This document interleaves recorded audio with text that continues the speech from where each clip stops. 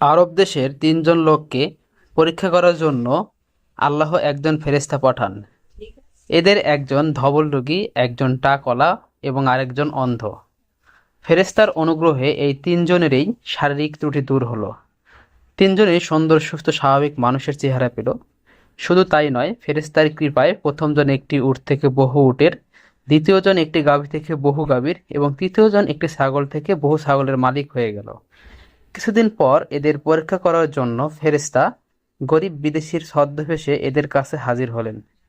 তিনি এক একজনের কাছে গিয়ে তাদের আগের দুরবস্থার কথা স্মরণ করিয়ে দিয়ে তাকে কিছু সাহায্য করতে বললেন। প্রথম দুইজন তাদের আগের অবস্থার কথা অস্বীকার করে ছদ্মবেশী ফেরেশতাকে খালি হাতে বিদায় দিল।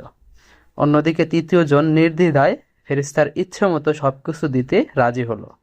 আল্লাহ তার উপর খুশি হলেন এবং তার সম্পদ তারই রয়ে গেল। প্রথম দুইজনের উপর আল্লাহ অসন্তুষ্ট হলেন এবং তাদের অবস্থা আগের মতো হয়ে গেল। অকৃতজ্ঞরা তাদের অকৃতজ্ঞতার উপযুক্ত ফল পেল।